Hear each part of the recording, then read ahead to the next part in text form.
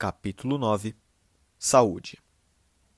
Esta é a área onde a lavagem cerebral é maior com os usuários, especialmente os jovens e solteiros, que pensam que estão cientes dos riscos à saúde, mas não estão.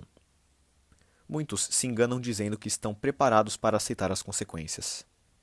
Se o seu roteador de internet tivesse uma função que emitisse um tom de alarme com um aviso quando você acessasse um site pornográfico dizendo: "Ei, até agora você se safou, mas se ficar mais um minuto sua cabeça vai explodir", você teria ficado? Se você está em dúvida sobre a resposta, experimente caminhar até um penhasco, parando na beira com os olhos vendados, e imagine ter a opção de parar a pornografia ou continuar andando com os olhos vendados. Não há dúvida de qual seria a sua escolha, mas você não vai conseguir nada enterrando a cabeça na areia e esperando acordar um dia tendo perdido o desejo de assistir pornografia. Os usuários não podem se permitir pensar nos riscos para a saúde. Se o fizerem, vai acabar com o gozo ilusório do vício. Isso explica por que os tratamentos de choque são tão ineficazes nos primeiros estágios do abandono do vício, que apenas os não-usuários se obrigam a ler sobre as alterações destrutivas do cérebro. Considere esta conversa comum com os usuários, geralmente os mais jovens. Eu. Por que você quer parar? Usuário. Li no blog de um PUA que é bom parar por 4 dias para me animar. Eu respondo. Você não está preocupado com os riscos à saúde? O usuário indaga. Não, eu poderia ser atropelado por um ônibus amanhã. Eu pergunto, mas você deliberadamente pularia na frente de um ônibus? O usuário retruca, claro que não.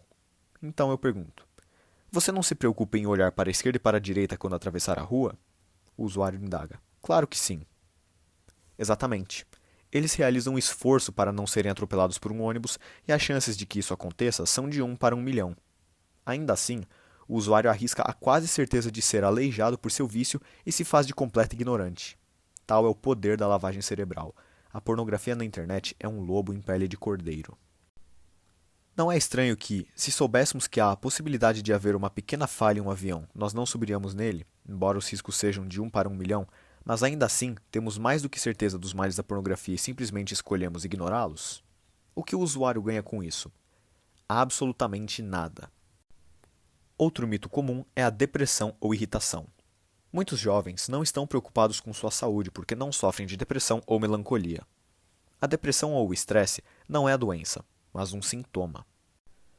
Pessoas mais jovens em geral não sentem a irritabilidade ou depressão criada pela pornografia devido à capacidade natural de seus corpos de produzir mais dopamina. À medida que envelhecem ou enfrentam contratempos sérios, seus recursos já esgotados ficam sobrecarregados e eles apresentam sintomas completos. Quando os usuários mais velhos se sentem estressados, deprimidos ou irritados, é porque os mecanismos estão protegendo seus sistemas nervosos do fluxo excessivo de dopamina pela poda dos receptores. O usuário também desenvolve outras alterações neurológicas que o mantêm na rotina. Pense da seguinte forma: se você tivesse um bom carro e permitisse que ele enferrujasse sem fazer nada a respeito, isso seria muito estúpido. Rapidamente, ele se tornaria um monte de ferrugem imóvel, incapaz de transportá-lo para qualquer lugar. Porém, não seria o fim do mundo, pois é apenas uma questão de dinheiro.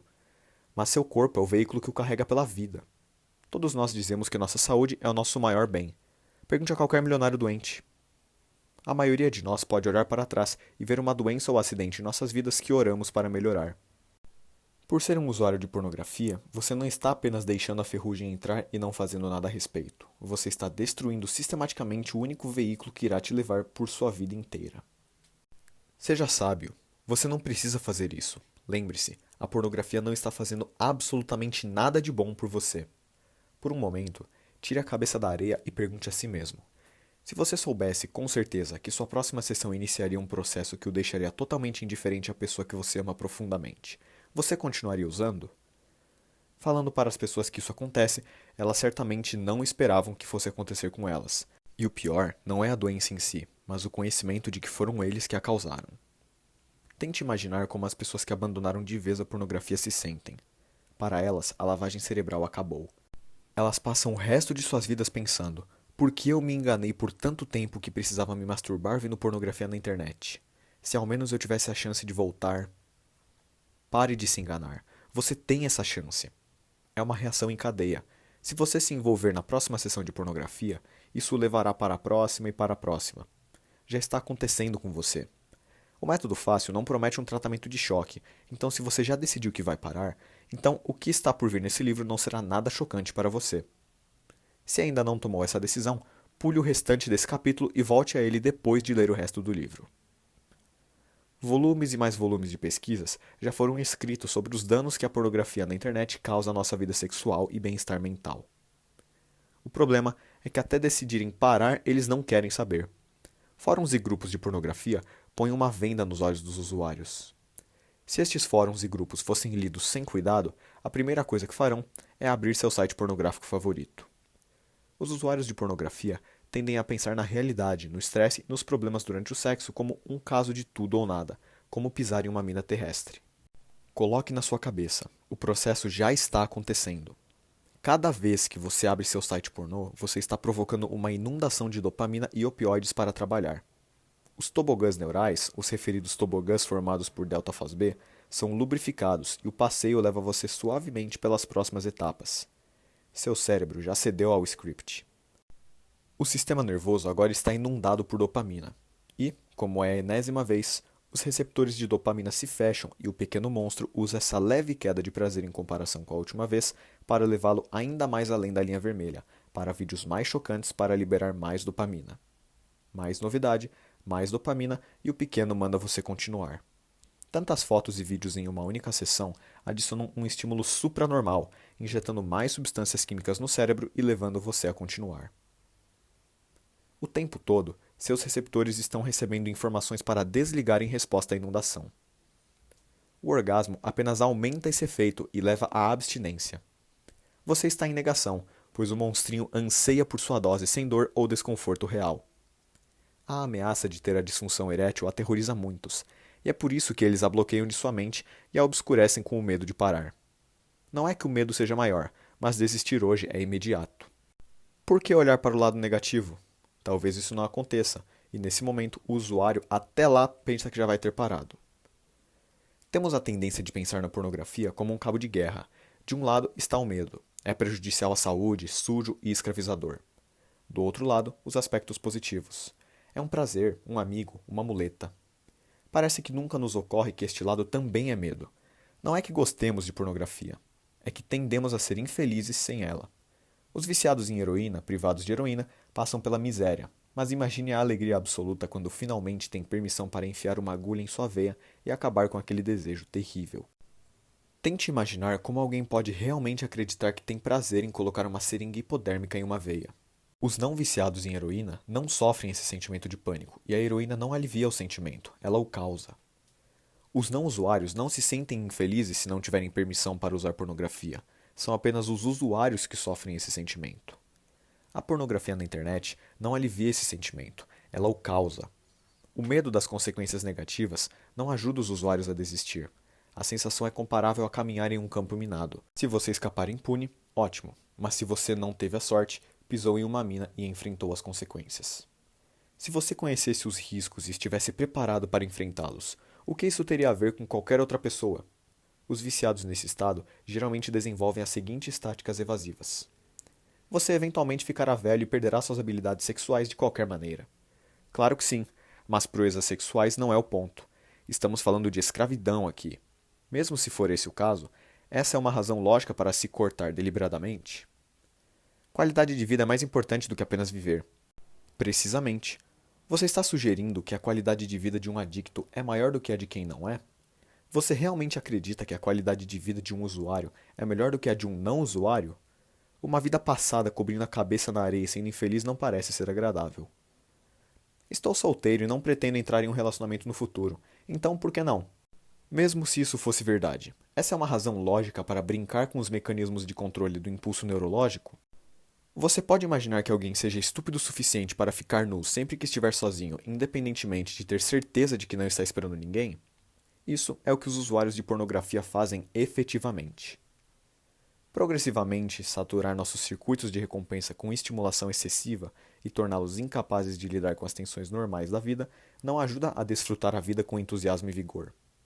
A pornografia e a masturbação substituíram o apetite sexual natural, como uma barra de chocolate substitui a comida de verdade. Nada surpreendente. Muitos médicos e psicólogos agora estão relacionando vários problemas de saúde mental a causas fisiológicas. A comunidade médica tradicional afirmou que a pornografia nunca foi cientificamente comprovada como a causa direta dos problemas relatados por indivíduos que se confessam. Mas admitir uma incapacidade sexual em público é um evento desencadeador tão vergonhoso. Então por que alguém faria isso a menos que estivesse realmente preocupado, tendo encontrado a causa e eliminando-a de suas próprias vidas? O método fácil irá ajudá-lo a se livrar da pornografia e se tornar um ex-usuário feliz. Nada de pornografia, nem masturbação auxiliada por pornografia ou orgasmos desnecessários. A única ajuda será o toque, o cheiro e o perfume do seu parceiro. Como o pão integral após um apetite bem desenvolvido, você não vai mais querer comer o açúcar processado que é a pornografia na internet. As evidências são tão avassaladoras que não precisam de provas. Quando bato o polegar com um martelo, dói. Não precisa ser provado.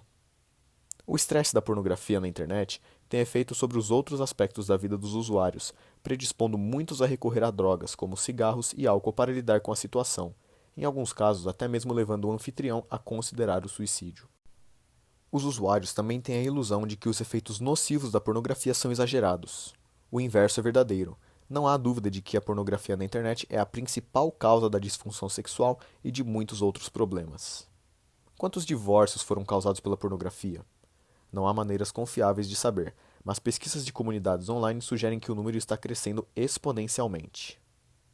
Há um episódio de Friends em que os caras que estavam recebendo pornografia gratuita contínua na TV começaram a se perguntar por que a entregadora de pizza não pediu para dar uma olhada no quarto deles. Quando você é viciado, invariavelmente projeta fantasias pornográficas em mulheres reais. Imagine que uma exposição descuidada ou até acidental à pornografia nos lados mais sombrios da internet pode fazer alguém que já está em um ponto crítico em sua vida. Lutar contra esses pensamentos induzidos pela pornografia será um grande dreno em sua saúde mental. Aqui está outro experimento mental. Digamos que uma parceira sexual venha até você e diga que não quer necessariamente um orgasmo, mas que quer muito fazer amor, mesmo com penetração. Ela quer fazer isso por tanto tempo e tanto quanto você puder sem um orgasmo, mas se acontecer, então está tudo bem. Garanto-lhe uma nova experiência sexual fenomenal, muito melhor do que qualquer outra. Se você receber essa oferta, tente. Os efeitos da lavagem cerebral nos levam a pensar como o homem, que, estando a cair de um prédio de 100 andares, é citado dizendo enquanto passa zunindo pelo 50º andar: "Até agora tudo bem!" Pensamos que assim como até agora deu tudo certo, mais uma sessão de pornografia não fará a diferença. Veja de outra forma. O hábito é uma cadeia contínua que durará por toda a vida, com cada sessão criando a necessidade da próxima. Quando você inicia o hábito, você acende um pavio. O problema é que você não sabe qual é o comprimento do pavio. Cada vez que você cede a uma sessão de pornografia, está um passo mais perto da explosão da bomba. Como você saberá se não é a próxima? Sombras negras sinistras. Os usuários acham muito difícil acreditar que a pornografia na internet realmente causa esses sentimentos de insegurança quando você sai para socializar tarde da noite após um dia estressante em casa ou no trabalho. Os não-usuários não sofrem dessa insegurança. É a pornografia que a causa. Outra das grandes alegrias de parar de usar pornografia é a liberdade das sinistras sombras negras que ela faz pairar no fundo de nossas mentes. Todos os usuários sabem que são tolos por fecharem suas mentes aos efeitos nocivos da pornografia. Na maior parte de nossas vidas é automático, mas essas sombras negras estão sempre à espreita nos nossos subconscientes, logo abaixo da superfície. Vários dos benefícios maravilhosos de largar o vício são conscientes, como o fim dessa perda de tempo e o cessar dessa estupidez absoluta de fazer amor com uma imagem bidimensional. Os últimos capítulos trataram das vantagens consideráveis de não ser um usuário, mas, para fazer justiça, é necessário fornecer um relato equilibrado. Portanto, o próximo capítulo lista as vantagens de ser um usuário.